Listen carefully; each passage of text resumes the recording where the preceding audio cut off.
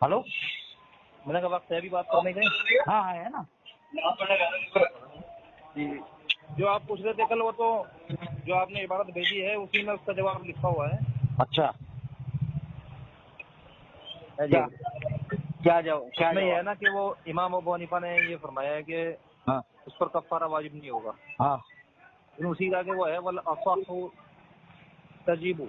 हाँ हाँ, ये साहिबैन का कौल है हाँ। और फतवा भी इसी पर है कि वाजिब हो जाएगा। भाई तकलीद जो है वो करनी है इमाम अबू हनीफा की, जी जी जी। और फतवा साहिबैन पर कैसे माना जाएगा? इसमें तो 70% जो मामले में इख्तिलाफ है, साहिबैन ने इख्तिलाफ किया इमाम अबू हनीफा से, जी, तो फिर तकलीद जो है साहिबैन के फतवे पर होनी चाहिए, तकलीद उनकी होनी चाहिए। इमाम अबू हनीफा का क्या रोल है फिर इसमें? असल में इमाम अबू हनीफा और ये इनके शागिर्द जो हैं, हाँ ये इमाम यूसुफ इनके शागिर्द हैं हाँ और इमाम मोहम्मद के उस्ताद यूसुफ हैं। ये दोनों हैं, इमाम अबू हनीफा इमाम यूसुफ भी। नहीं समझे बात तो जी आप? जी, मैं बस समझा रहा हूँ आपको। नहीं, बात मेरा सवाल जी सुन लें आप, जी जी कि चारों इमाम बरहक हैं, जी ठीक जी है, चारों में से एक की तकलीद करनी है, जी जी ठीक है, और चारों में एक की तकलीद करनी है, और तकलीद कहते हैं उस चीज को कि गैर नबी की बात को, यानी कि किसी इमाम के, किसी मुज्तहिद की बात को बिना दलील बिना मुतालबे के मान लेना। जी देखिए दूसरा फतवा मैं आपको बताता हूँ, उससे आपको समझ में आ जाएगा। इसी हिदाया के अंदर जिल्द नंबर 2 किताबुल हुदूद सफ़ा नंबर 516 पर है, इमाम अबू हनीफा के नजदीक माँ बहन बेटी से निकाह करने पर हद नहीं, अगरचे ये काम वो जानबूझकर करे और उनसे वसी भी कर ले। इमाम अबू हनीफा के नजदीक हद नहीं है, ताजीर है, ठीक है। जी जी आइम्मा के नजदीक, बाकी जो आइम्मा है उनके नजदीक हद है, साहिबैन जी के नजदीक हद है, ठीक है। लेकिन इसमें ये लिखा है कि पहला इमाम अबू हनीफा रहीमुल्लाह पहले मुजतहिद हैं, तो फतवा जो है इमाम अबू हनीफा के फतवे पर होगा, कौल पर जी होगा। ना साहिबैन की बात मानी जाएगी, ना आइमा अरबा की बात मानी जाएगी, बाकी जी। जो 3 आइमा है। हाँ, तो तो मसला यहाँ जी पर ये है कि हर जगह पर जहाँ पर भी ऐसा कुछ मसला आता है, तो उसके अंदर इमाम अबू हनीफा रहीमुल्लाह की तकलीद नहीं की जा रही है। दावा यही है कि इमाम अबू हनीफा रहीमुल्लाह की तकलीद करनी है। अभी जैसा कल भी मैंने आपसे बात किया था मुफ्ती शाहरुख साहब, जी तो आपने जी कहा कि चारों आइमा में से एक की तकलीद करनी है कि नहीं? जी तो जी अब तकलीद यहाँ तो हो नहीं रही ना, तकलीद का तो रद्द हो रहा है यहाँ पर। अगर साहिबैन की बात को ले लेते हैं तो फिर फिका हनफी खत्म ही हो जाएगी। इमाम अबू नहीं, हनीफा का जी, वो भी तो हनफी है। नहीं समझे आप बात को? फिर तकलीद हाँ, साहिबैन की होनी चाहिए ना, फिर नहीं, तकलीद बाल नहीं, फिर बाल अबू मसाइल हनीफा, में। आप सुने ना, फिर अबू जी हनीफा रहमतुल्लाह अलैह को क्यों बदनाम किया जा रहा है? जी, बाल मसाइल। जब उनकी तकलीद करनी ही नहीं है, तो सारी चीजें जो है इमाम अबू हनीफा की तरफ मंसूब की जा रही हैं, हर एक चीज। कुछ अपनी कहें, कुछ मेरी सुने। जी जी, नहीं मैं सुनूंगा आपकी। असल में क्या हाँ, है, जब तक आप बात को समझेंगे नहीं तो आप उसका बराबर जवाब दे नहीं पाएंगे। नहीं, वो जी जवाब मैं आपको बता रहा हूँ, जो आप पूछ रहे थे उसका जवाब जी दे रहा हूँ मैं। जी जी कि वो जो आप कह रहे हैं ना, इमाम अबू हनीफा की तकलीफ इसमें कहाँ हो रही है, जी। तो बाल मसाइल में इमाम अबू हनीफा ने खुद रुजू किया है बाल मसाइल से। जिनसे रुजू किया है इमाम अबू हनीफा रहीमुल्लाह ने, अब इससे रुजू किया है, आप मुझे को बता दो कहीं, कोई भी फिक़ह हनफी में कहीं रुजू किया हो जी, माँ बहन बेटिए से निकाह वाले मसले पे? इसकी तो मुझे तहकीक नहीं नहीं है, मैं इस असल मसले में, में रुजू किया हो। हाँ नहीं, असल में क्या है, मैंने जो है मैं काफी मुताला करता हूँ फिक़ह हनफी का, जी जी समझे? और मैं जी काफी उलमाओं से यही पूछता हूँ कि भाई जब बात इमाम अबू हनीफा की आती है कि भाई तकलीद इमाम अबू हनीफा की करनी है, तो जी फिर इमाम अबू हनीफा को छोड़कर साहिबैन की बात क्यों मानी जा रही है? फिर तो यहाँ इमाम अबू हनीफा का कोई मसला ही नहीं रहा, जी समझे? या तो फिर जी आप ये कहें कि भाई इमाम आजम जो है वो साहिबैन है और तकलीद उन्हीं की होगी, तब बात समझ में आती है कि नहीं? अब देखिए दोनों मसले जो हैं, ये जो दोनों इबारतें मैंने आपको बताई हैं, ये दोनों ही जो है कुरान और हदीस के खिलाफ हैं। लेकिन दावा ये भी है कि फिक़ह हनफी पूरा कुरान और हदीस के मुताबिक है, ऐन मुताबिक है। हाँ बिल्कुल, ये तो है ही, चारों बरहक हैं। नहीं चारों बरहक है वो ठीक है, चारों में जी कोई इख्तिलाफ नहीं है। जी, देखिए चारों की राजे और मरजू का है बस। नहीं कुछ भी नहीं, कोई इख्तिलाफ नहीं। जी मुफ्ती शाहरुख साहब आप इसको ऐसे समझिए کہ چاروں ائمہ کا یہ قول ملتا ہے کہ بھئی ہماری تقلید نہ کریں، جی ٹھیک ہے، اور چاروں کا یہ ملتا ہے ہماری بات اگر قرآن اور حدیث کے خلاف ہو تو اس کو دیوار پر دے مارو۔ جی پھر یہ خود ساختہ تقلید آئی کہاں سے؟ یہاں تو تقلید کا انکار ہے کہ بھئی ہماری بات اگر قرآن اور حدیث کے خلاف ہو جائے، آ جائے، ہم کہیں خطا کر جائیں، ہم سے کہیں غلطی ہو جائے تو آپ اس کو چھوڑ دو اور قرآن اور حدیث کو لازمی پکڑ لو۔ اور اسی وجہ سے تو وہ ایک حدیث میں آتا ہے نا کہ مجتہد اگر خطا کرے تو ایک اجر ہے، یہ اگر ثواب۔ صحیح مسلم کی حدیث ہے، الحمدللہ میں اس کو جانتا ہوں بہت اچھے طریقے سے، لیکن اصل چیز کیا ہے، تقلید ان ساری چیزوں کو رد کر دیتی ہے، حق کا جو ہے رد کر دیتی ہے۔ وجہ اس کی یہ ہے کہ تقلید کا معنی مفہوم یہ ہے کہ آپ کو امام نے جو کہہ دیا وہ آپ کو ماننا ہے، اس پر آپ کو ایمان رکھنا ہے۔ جیسے کہ کل میں نے آپ سے پوچھا تو آپ نے بھی یہی کہا کہ بھائی ایمان بھی رکھنا ہے اور اس پہ جتنا ہو سکتا ہے اس پر عمل پیرا بھی ہونا ہے۔ جی تو اب آپ مجھے یہ بتائیے، جب یہ کتابوں کے اندر لکھا جائے گا مفتی شاہ رخ صاحب، اور یہ مسئلے جو ہے بالکل عام ہو گئے ہیں ابھی، اور یہ جو ہے لوگ عمل کر رہے ہیں ان کے اوپر، ان کو کیسے روکا جائے گا؟ تقلید کے نام پر جو ہے قرآن اور حدیث سے بالکل ناطہ ٹوٹ گیا ہے۔ اب آپ یہ سوچئے، امام ابو حنیفہ رحمہ اللہ جو ہے وہ 80 ہجری میں پیدا ہوئے، ٹھیک ہے، تو پیدا ہوتے ہی تو مجتہد نہیں بنے ہوں گے نا، 20 سال 25 سال جتنا بھی ہے انہوں نے علم سیکھا، جو بھی وقت لگا، آپ 100 سال کا عرصہ سمجھ لیجیے۔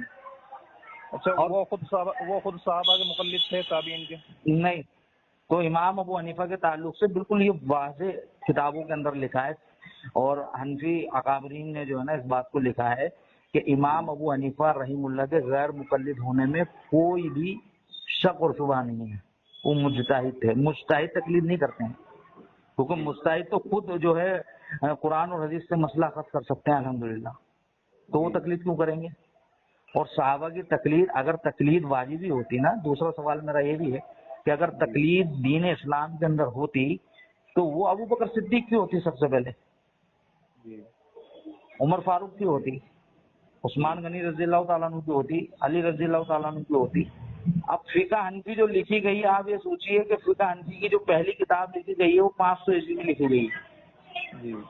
امام ابو حنیفہ اگر 100 سال مطلب اللہ کے رسول کے 100 سال کے بعد میں بھی جو ہے وہ مجتہد بنے، ٹھیک ہے، تو کتاب جو لکھی گئی ہے وہ 500 ہجری میں پہلی لکھی گئی ہے قدوری، اور اس کے بعد میں پھر لکھی گئی ہے یہ کیا نام ہے ہدایہ 750 ہجری میں، غالباً 650 یا 700 میرے ذہن میں نہیں ہے۔ پھر فتاوی عالمگیری کا نمبر ہے، پھر در المختار ہے، پھر شرح وقایہ ہے، فتاوی قاضی خان ہے۔ تو اصل چیز کیا ہے، میرا آپ سے جو بات کرنے کا مقصد ہے مفتی شاہ رخ صاحب، وہ مقصد یہ ہے کہ جب تقلید سے ہمیں اتنے نقصانات ہیں کہ ہم لوگ جو ہے نا اللہ اور اللہ کے رسول کی بات سے بالکل قاصر ہیں۔ میں کافی عالم دین سے بات کرتا ہوں، اور اس کے اندر یہ معاملہ ہے کہ قرآن اور حدیث کا واضح انکار۔ میں جب حدیث پیش کرتا ہوں یا کوئی مسئلہ پیش کرتا ہوں نا، ابھی آپ بتائیے جو دونوں میں نے مسئلے بتائے وہ قرآن اور حدیث میں ہو سکتے ہیں، مطابق ہو سکتے ہیں؟ آپ خود بتائیے۔ تقلید کی وجہ سے وہ لوگ اس پر بحث کرتے ہیں کہ نہیں ہمارے امام کو زیادہ، بھائی علم زیادہ ہو سکتا ہے، لیکن کیا مسئلہ ہے کہ خطا بھی تو کر سکتے ہیں نا۔ اب ائمہ تو بری ہیں، ائمہ نے تو کہہ دیا، امام ابو حنیفہ کا تو یہ بھی قول ملتا ہے کہ میرے قول پر فتویٰ دینا حرام ہے جب تک آپ اس کو یہ نہ دیکھ لو کہ میں نے وہ بات کہاں سے کہی ہے، اور میں آج کچھ کہتا ہوں، کل کچھ کہتا ہوں، پرسوں کچھ کہتا ہوں، سمجھیں؟ تو تقلید شخصی کے تعلق سے جتنا بھی میں نے پڑھا ہے نا، جتنے بھی علماؤں سے میں نے بات کی ہے، تقلید شخصی جو ہے 450 سال کے بعد میں ایجاد ہوئی ہے، اس سے پہلے کوئی تقلید نہیں تھی دین میں۔ اب کوئی عالم دین یہ دعویٰ کرتا ہے کہ ہاں وہ تقلید کرتا ہے، تو آپ مجھے بتائیے کیا وہ تقلید کر سکتا ہے؟ عالم دین کسی کی تقلید؟ ہاں، کوئی بھی عالم دین، کوئی بھی شخص، کوئی بھی شخص اگر یہ دعویٰ کرتا ہے کہ وہ امام ابو حنیفہ کی تقلید کرتا ہے، میں تو واللہ عالموں سے کہتا ہوں کہ بھائی آپ قسم کھا کر کہو، کیونکہ مجھے معلوم ہے میں آپ کو فتویٰ دوں گا امام صاحب کا تو آپ پلٹ جاؤ گے، آپ قسم کھاؤ اللہ کی کہ آپ تقلید کرتے ہو، نہیں کھاتے قسم، تو یہ ساری چیزیں جب آپ لوگوں کو معلوم ہے، عالم دین کو معلوم ہے یہ ساری چیزیں، کیونکہ اصل میں یہ جو دور چلتا ہے جب فراغت سے پہلے کا جو دور ہوتا ہے وہ عربی میں ہی ہوتا ہے، تو لوگوں کو معلوم ہی نہیں رہتا کہ اس میں لکھا کیا ہے کہ نہیں. میں نے جب بات کیا تھا جمیل احمد صاحب سے، کچھ ٹائم ہو گیا، جمیل احمد صاحب جنہوں نے اشرف الہدایہ مطلب ہدایہ کی جو شرح کی ہے اشرف الہدایہ کے نام سے، انہوں نے کی تھی جمیل احمد صاحب نے. اور جب میں نے ان کو یہ فتویٰ بتایا یہ ماں بہن بیٹی والا، تو بولے یار یہ تو میرے کو دیکھنا پڑے گا، جبکہ انہوں نے ہی شرح لکھی تھی. ابھی تو ان کا انتقال ہو گیا، ابھی 1 2 سال 3 سال ہو گئے میرے خیال سے، غالباً ان کا انتقال ہو گیا. انہوں نے ان کے واضح الفاظ سے مفتی صاحب کہ وہ کہتے ہیں کہ یہ کتاب ایسی ہے کہ یہ عالموں کو بھی سمجھ میں نہیں آنے والی ہے. جب ہمارے پاس میں قرآن حدیث ہے، اللہ کے بندوں کم سے کم جو ہے ہمیں قرآن اور حدیث نہیں دیکھ لینا چاہیے. کوئی بھی مسئلہ کیا کوئی ایسی چیز ہم اللہ کے رسول نے بتانے سے جو ہے چھوٹ گئے جو شریعت میں نہیں ہے. ساری چیزیں شریعت کے اندر ہیں، پھر ہمیں یہ دیگر کتابوں کی ضرورت کیوں پڑ رہی ہے؟ اب بہت سے لوگ طنز کرتے ہیں اور جو ہے کیا نام ہے صبح سے لے کے شام تک اہل حدیثوں کے اوپر جو ہے نا بہتان تراشی طنز، ورنہ ایک طنز جو ہے کوئی دلیل کے ساتھ میں نہیں کر سکتا. ہمارا منہج ہی نہیں ہے وہ، ہمارا عقیدہ ہی نہیں ہے وہ. آپ کسی عالم کو پیش کرو، کسی عالم کی ہم نہیں مانتے اس چیز کو جو قرآن اور حدیث کے خلاف ہے. یہ بتا بتا کر ہم تھک گئے لیکن یہ لوگ مانتے نہیں. تو تکلیف جو کتب فقہ لکھی ہیں یہ بھی تو قرآن حدیث میں ان کے دلائل ہوتے ہیں.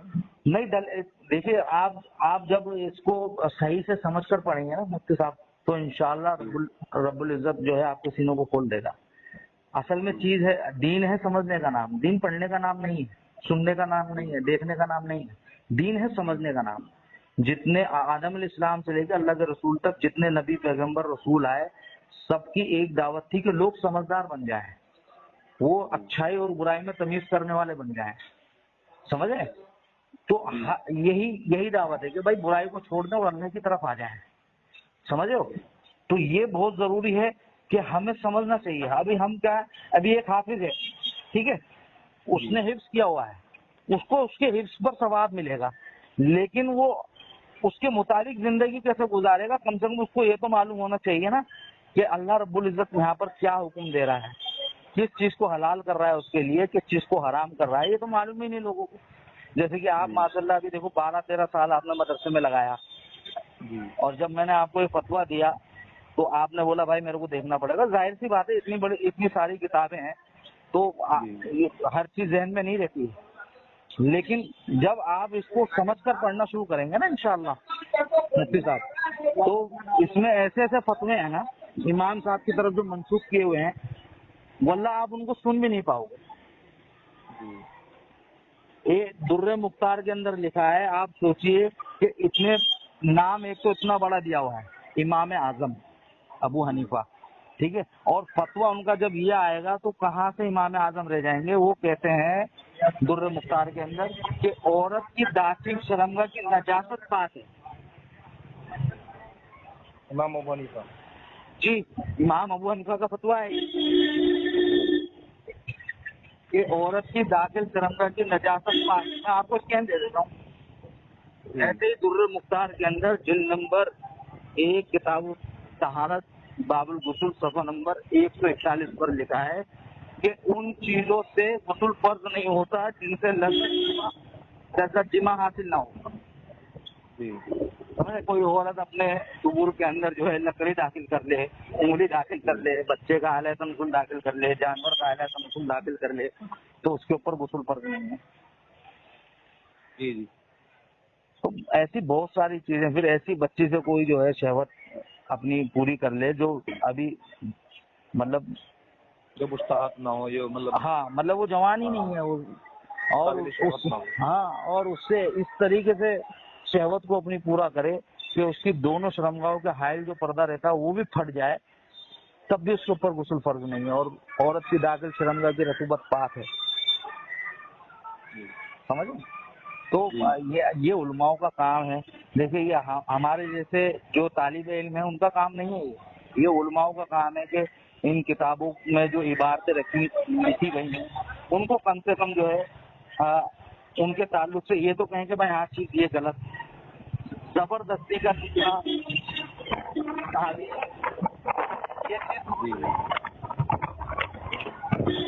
کافی زمانے سے جو ہے میں طالب علم جب استاد طالب علم کو سمجھاتا ہے وہاں تو یہ سب باتیں بتائی جاتی ہیں، کلیئر کی جاتی ہیں. البتہ عوام الناس کا تو ذہن کیونکہ اس طرح چلتا نہیں ہے، ان کو باقاعدہ الگ سے ٹائم دینا پڑتا ہے، سمجھانا پڑتا ہے، ذہن میں گھسانی پڑتی ہے بات. دیکھیں انہوں نے نہ تو خود پڑھا. دیکھیں ماشاء اللہ آپ مفتی ہیں، کوئی عام آدمی کو ہے نہیں. ایک عالم کی صلاحیت ایک عالم دین کر کے جو ہے ایک عام آدمی سے آگے زمین اور آسمان کا فرق ہے. جی سمجھے؟ اب جب حق کے ساتھ میں فیصلہ نہیں دیں گے، حق کے ساتھ میں اب بات کو نہیں بتائیں گے تو گمراہی عوام کے اندر عام ہوگی کہ نہیں ہوگی؟ ہاں بالکل. تو کم سے کم علماء جو ہے علماء اپنی ذمہ داری کو سمجھیں اور جو ہے صحیح بات. اب رفاع دین کے تعلق سے آپ کہہ رہے تھے کہ امام صاحب نے جو ہے نا آخری دور میں امام ابو حنیفہ رحمہ اللہ کا جو ہے وہ مسئلے مسائل لیے. تو واللہ ایک حدیث ایسی نہیں ہے اللہ کے رسول سے مرفوع کہ اللہ کے رسول نے رکوع کیا ہو تو رفاع دین نہ کیا ہو، رکوع سے اٹھے ہو تو رفاع دین نہ کیا ہو. اور یہ اجماعی عمل ہے، یہ حدیث سے تو ثابت ہے ہی. آپ یہ دیکھیں نا تینوں ائمہ جو ہیں ہمارے وہ رفاع دین کے قائل ہیں الحمدللہ. سمجھے؟ تو یہ اللہ کے رسول کی سنت ہے. سنت سے دور کرنا صرف اس بنا پر کہ ہمارے امام کے نزدیک، یہ تو اپنے آپ میں بہت بڑا کفر ہے. آپ اللہ کے رسول کی حدیث کے سامنے اپنے امام کو کھڑا کریں گے. ابھی آپ نے اصول تو ابھی آپ کو اصول بھی جو ہے ابھی ذہن میں نہیں ہوں گے آپ کو. نہیں، اس سے مراد جب یہ بیان کیا جاتا ہے نا ہمارے امام نے فرمایا، تو اس سے مراد یہ ہے کہ امام نے جو نقل کیا ہے اللہ کے نبی کی حدیث وہ ہم بیان کر رہے ہیں، یہ مراد ہوتی ہے. بھائی یہی تو چکر ہے، فقہ حنفی کے اندر کوئی دلیل ہی نہیں ہے کہ کہاں سے لیا. اب آپ یہ سوچئے نماز پڑھنے کے لیے پاکی ضروری ہے کہ نہیں ہے؟ اگر آپ کی ریا خارج ہو جائے تو آپ کا وضو ٹوٹے گا کہ نہیں ٹوٹے گا؟ ٹوٹ جائے گا نا. تو دیکھیے امام صاحب کا فتویٰ ہدایہ کے اندر، یہ ہدایہ جلد نمبر 1 کتاب الصلاۃ صفحہ نمبر 130، اس پر لکھا ہے کہ نماز کے اندر غیر منافی کام، مطلب جن کاموں کو منع کر دیا اگر وہ بھی کر رہا ہے آدمی تو اس کی نماز ہو جائے گی. اور تشہد کی حالت میں جان بوجھ کر کوئی شخص پاد مار دے تو اس کی نماز جائز ہے، درست ہے. سمجھے؟ ایسے امام صاحب کا فتویٰ ہے کہ جس شخص کو عربی میں قدرت حاصل ہو، مطلب وہ عربی کو جانتا ہو، عربی پڑھنا جانتا ہو، عربی میں مہارت ہو اس کو، تو وہ شخص جو ہے اگر فارسی میں نماز پڑھے، قرات کرے تو اس کی نماز ہو جائے گی. تو یہ ساری چیزیں امام ابو حنیفہ کی طرف جو منسوخ کی جا رہی ہیں میرے بھائی، امام صاحب تو بری ہیں لیکن گناہگار کون ہیں؟ جو لوگ ان میں تعویلات کر کے صحیح بنانے کی کوشش کر رہے ہیں. سمجھے؟ اور حق بات جو ہے چھپا رہا ہے اس کو، اور جو قرآن اور حدیث سے بنا رہے ہیں بہت بڑا جرم ہے بھائی. اللہ اور اللہ کے رسول کے خلاف کھڑے ہو جانا، ایک غلط چیز کو جو ہے ثابت کرنے میں پورا ایڑی چوٹی کا زور لگا لینا. اور پھر جب ہم کہتے ہیں کہ آپ تکلیف کیوں نہیں کر رہے ہو، ہم تو چاہتے ہیں آپ تکلیف کرو. جب دعویٰ آپ کا ہے تکلیف کرنے کا تو آپ کو یہ چاہیے کہ آپ امام ابو حنیفہ کے کچھ مسئلوں میں تو تکلیف کر کے بتاؤ، یا صرف گھر میں ہی کرو گے. ہمارا یہ سوال جو ہے جائز ہے یا ناجائز ہے، آپ بتائیے. نہیں جائز ہے بالکل. جو ان کے سارے مسائل ہیں اس کو قبول کرنی چاہیے. اب آپ دیکھیے 3 طلاق، ٹھیک ہے، آپ 3 طلاق جو ایک مجلس میں دے دیتے ہیں تو اس میں یہ حلالہ جو سین چل رہا ہے حلالے کا، کیا یہ چیز درست ہے؟ چلو یہ تو مان لیتے ہیں کہ بھئی ایک قانون عمر فاروق رضی اللہ تعالیٰ عنہ نے بنایا کہ جب لوگ کثرت سے طلاقیں دے رہے تھے اور رجوع کر رہے تھے تو عمر فاروق رضی اللہ تعالیٰ عنہ نے ایک قانون بنایا کہ بھئی اب جس نے بھی طلاق دی تو اس کی بیوی اس کے اوپر حرام ہو جائے گی. تو وہاں پر یہ ڈرانے کے لیے، لوگوں کو کنٹرول کرنے کے لیے یہ قانون بنایا. سمجھے مفتی صاحب؟ یہ لوگوں کو ڈرانے کے لیے تاکہ لوگ اس چیز سے باز آ جائیں. تو یہ قانون بن گیا، بات ختم ہو گئی. یہاں پر یہ قانون بدلا نہیں جا سکتا ہے. اگر لوگ آج بھی ایسا کرتے ہیں، اپنی عورتوں کے اوپر ظلم کرتے ہیں اور بعد میں ان کو طلاق دیتے ہیں تو وہ طلاق ہو جائے گی واقعی میں. سمجھے؟ تاکہ عبرت بنے ہو کہ اب پچھتانے سے کوئی فائدہ نہیں، اب تو آرام ہو گئی ہے. अब क्या करेगा, तो आपको बार बार रुजू करेगा, तुमने खेल तमाशा बना रखा है इतने अजीम रिश्ते का। लेकिन ये हलाला कहाँ से आया? क्या उमर फारूक रज़ियल्लाहु ताला अन्हु के दौर में जिन लोगों ने ये 3 तलाक़ें दी थी और उनकी बीवी उनके ऊपर हराम हुई थी, तो उन्होंने हलाला करवा के उनको अपने पास में रखा था? यार कितनी बेशर्मी वाली बात है। क्या आप अपनी बीवी, अपनी जो तुम्हारा हमसफर है, उसको आप जो है किसी दूसरे के निकाह में दे दो लाइन के तहत कि भाई यहाँ पर छोड़ देना। यहाँ पर यूपी के अंदर कई मसले हैं, देखो इमराना का मालूम होगा आपको, यूट्यूब पर आप डालेंगे तो उसमें आ जाएगा। औरत अगर आवाज नहीं उठाती ना, तो आप बताइए कितनी औरतें ऐसी, मतलब कितनी औरतें ऐसी हैं कि जो इस चीज को झेल रही है भाई। तो आप दीन में आसानी है, दीन जो है बहुत प्यारा है, इस तरीके से बदनाम करके और गंदा करके कोई फायदा नहीं है। देखो आज जो है मुस्लिम लोग जो है हमारे ऊपर उंगलियां उठाते हैं, किन चीजों के अंदर उठाते हैं? इन्हीं चीजों में उठाते हैं। भाई तुमको 3 तलाक दे देते हो, तुम्हारी बीवी आराम हो जाती है, हलाला करवाते हो, घर अपने पास में रखते हो, जबकि उनको मालूम ही नहीं तलाक का मसला क्या है। भाई आप सोचिए, कुरान के अंदर वाज़ेह तौर पर लिखा गया है, अल्लाह का कलाम है कि अगर तलाक हो गई तो उसकी इज्जत 3 है कि नहीं? तो दूसरी तलाक कहाँ पहुँच जाएगी, उसको कहाँ से मिल जाएगी? दूसरी तलाक पड़ेगी नहीं। मुअत्ता इमाम मोहम्मद के अंदर, जो इमाम अबू हनीफा रहमतुल्लाह के शागिर्द हैं, उनकी किताब मुअत्ता इमाम मोहम्मद, उसका किताब तलाक के अंदर जब आप देखेंगे तो उन्होंने वाज़ेह तौर पर लिखा है कि एक मजलिस में एक ही तलाक होगी। तो बहुत सी ऐसी चीज है जिससे इमाम अबू हनीफा को बदनाम किया जा रहा है, समझ रहे हैं? उनकी तरफ ऐसी चीजें मंसूब की जा रही हैं। और दूसरी चीज ये है कि इमाम साहब का तो मसला ही कुछ और है, उनको तो जाने दीजिए। अल्लाह और अल्लाह के रसूल के खिलाफ बात आ रही है, तो ये सबसे बड़ा वो है मामला। और अवाम तो बेचारी क्या है, अवाम तो जाहिर है जो तकरीरों में सुनती है, समझे, जो तकरीरों में सुनती है उसी के हिसाब से बस वो पकड़ के बैठी है, वो ये गाना गाते रहते हैं अब लोग, 1888 में तुम लोग पैदा हुए, तुम अंग्रेज की औलाद, और खुद का नहीं मालूम है। वल्लाह इतनी बार बता चुके हैं दलील के भाई कोई आदमी अगर आज के दौर में पैदा होगा तो क्या वो मुसलमान नहीं होगा? अगर आज के दौर में पैदा हुआ और वो कुरान और हदीस को मानने वाला तो उसको मुसलमान नहीं मानेगा क्या? चलो मान लेते हैं हम अंग्रेजों के दौर में जो है हमने नाम अपना रजिस्टर्ड करवाया, नाम ही रजिस्टर्ड करवाया ना। नाम रजिस्टर्ड करवाने की वजह तो यही है ना कि हम पहले से मौजूद थे। वो तो अल्लाह के नबी ने पहले वाज़ेह कर दिया, कुल्लु मौलूदिन यूलद अलल फितरा। जी हाँ, अच्छा इस्लाम पर पैदा होता है अल्हम्दुलिल्लाह। समझे? अभी हम भी, मैं जो है मेरा पूरा ननिहाल देवबंदी है, समझे, और ननिहाल पूरा बरेलवी है।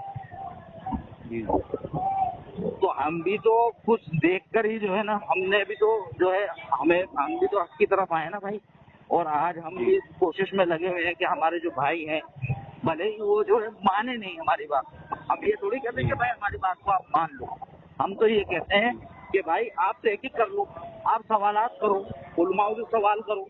भाई नाक के नीचे हाथ बांधने की हदीस अगर सही है तो हम मानने के लिए तैयार है ना उसको। और फिर औरतों की हदीस कहाँ से आ गई आपके ऊपर, आपके पास में सीने पर हाथ बांधने की? वो हदीस पेश कर दो, हम मान लेंगे। चलो हम आपकी दोनों चीजें मान लेंगे कि भाई औरत और मर्द की नमाज में फर्क है ना। तो आप सिर्फ एक हदीस हमें ऐसी पेश कर दें जिसमें औरत को सीने पर हाथ बांधना है। इसका जवाब नहीं है किसी के पास में भी। तनकीद करने के लिए बस वही चीज, बस उसको ही रट्टा लगाए हुए बड़े बड़े आलिम गालियां देते हैं भाई, बहुत बदतमीजी करते हैं, जबकि दीन इस्लाम के अंदर आसान तरीके से बात करनी है, फिर उनको उनके लहजे के अंदर उनको जवाब देना पड़ता है। समझे? अभी आप मुझे गालियां देंगे मुफ्ती साहब, आप सोचिए, तो ये जुल्म है कि नहीं है? ना, ये तो बिल्कुल नामुनासिब बात है। अल्लाह के रसूल ने कहा कोई भी बात अगर किसी आमी से हमारे पास पहुंची है, किसी आलिम से, किसी खास से, जी, तो उसको संजीदगी से सुनना भी जरूरी है, अपनी हैसियत इल्म के मुताबिक उसका जवाब देना। बिल्कुल ये बिल्कुल बहुत जरूरी है, क्योंकि हम आपके दुश्मन नहीं है। अभी हमारे अंदर हजारों कमियां हैं। हम मुफ्ती साहब, अब मैं कोई आलिम तो हूँ नहीं, मैं तो मदरसे भी नहीं गया हूँ, سمجھے. آپ لوگوں سے ہی جو ہے سیکھا ہے, علماؤں سے ہی سیکھا ہے, ان کی گفتگو کو دیکھ کر, مناظرے دیکھ کر, ڈبیٹ دیکھ کر, دلائلوں کو پڑھ کر, انہی چیزوں سے سیکھا. ہمارے پاس تو کوئی جو ہے کوئی استاد بھی نہیں ہے, سمجھے. ہمارے پاس تو کوئی ایسا کہ مستقل ہم ان کے پاس میں بیٹھ رہے ہیں اور ان کو سیکھ رہے ہیں. آپ ہی سب لوگ ہمارے استاد ہیں, تو ہم آپ لوگوں سے ہی سیکھتے ہیں الحمدللہ. کیونکہ جب دینی گفتگو ہوتی ہے تو وہ اثر چھوڑتی ہے, چاہے حق پر بات کرنے والا ہو چاہے ناحق بات کرنے والا ہو, وہ اثر چھوڑتی ہے, وہ اصلاح کرتی ہے لوگوں کی. لیکن اس کو سنو تو صحیح, اس کو دیکھو تو صحیح کہ کون آدمی کیا بات کر رہا ہے, کہاں سے کر رہا ہے, کیا دلیل وہ پیش کر رہا ہے, سمجھیں. تو یہ بہت ضروری ہے مفتی صاحب کہ ہم لوگ جو کام ہم کر رہے ہیں, جو عوام کر رہی ہے, اہل حدیث کا ہر ایک شخص اس چیز کے اندر لگا ہوا ہے کہ اپنے بھائیوں کو گالیاں سنتے ہیں بھائی صبح سے لے کے شام تک, آپ یقین مانو.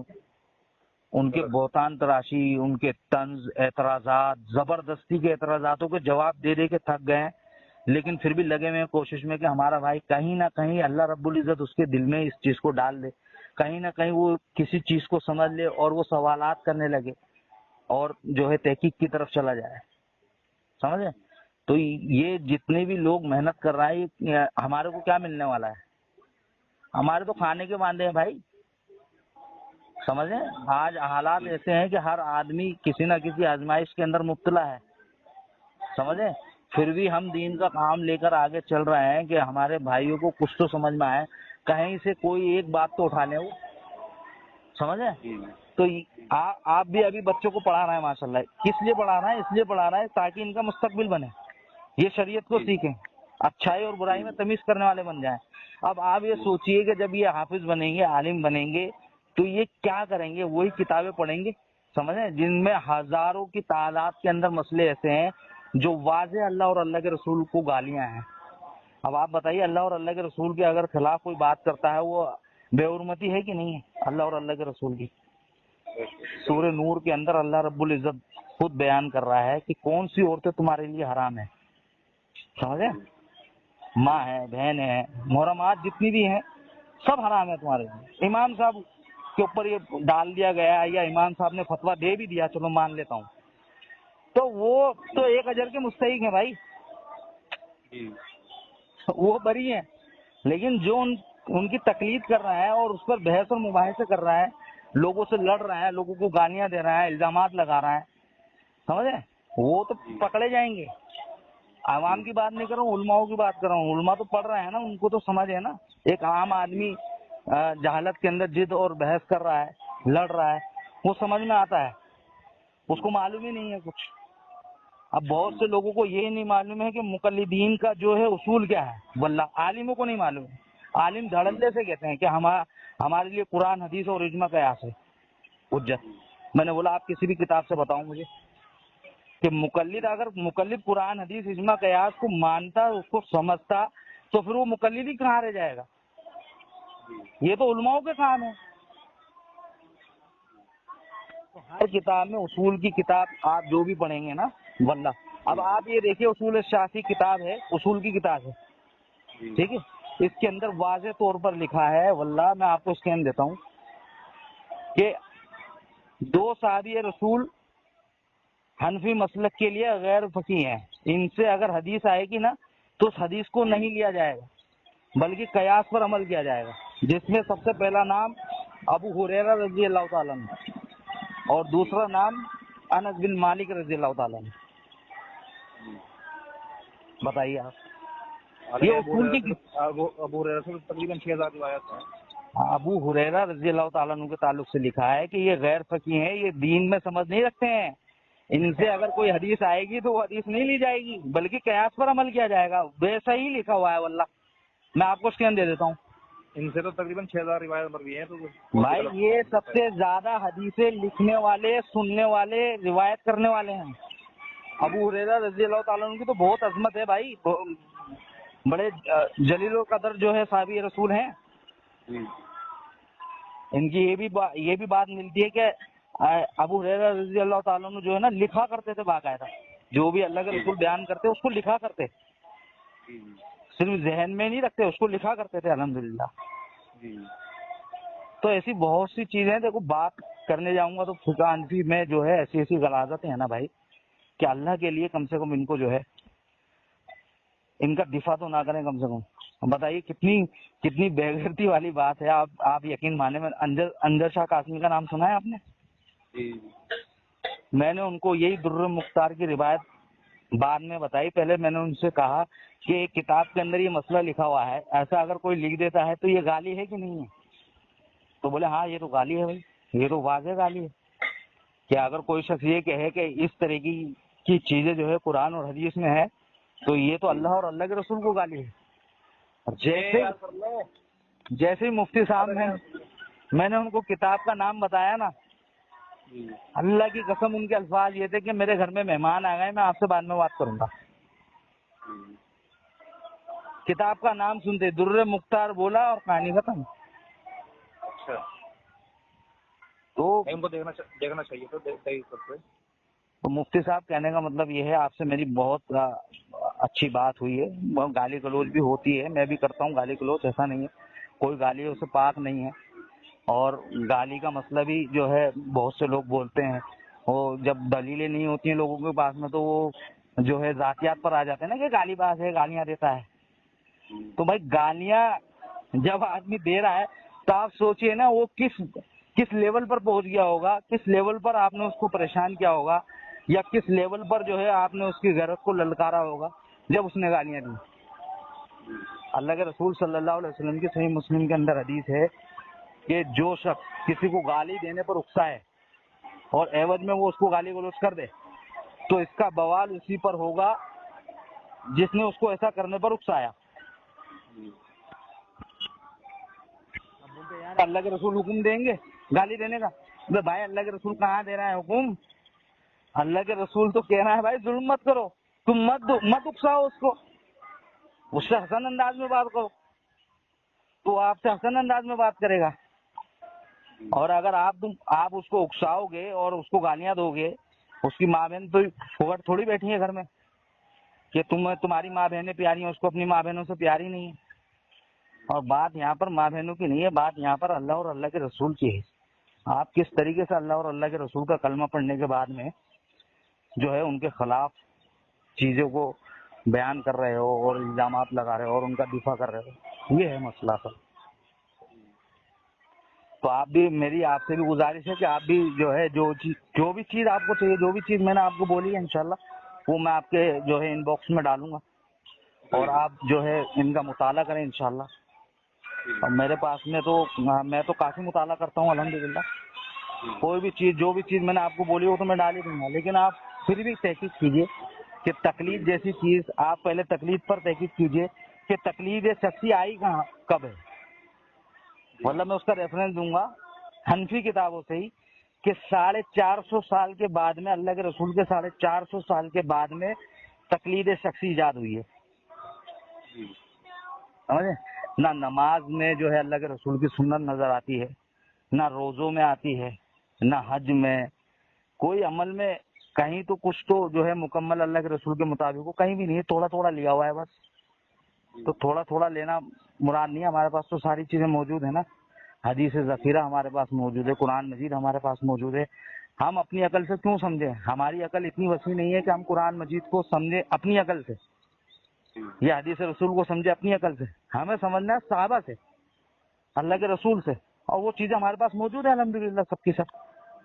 ان کو صرف لکھا ہی تو گیا ہے نا، ہمارے پاس کتابی شکل میں تو آئی ہے نا. وہ ہر چیز واضح ہے ایک دم. حدیثیں بھی اگر ہیں بخاری اور مسلم کو چھوڑ کے، بھائی یہ ضعیف حدیث ہے، یہ موضوع ہے، من گڑت، ہر محدث نے لکھا ہے اس بات کو.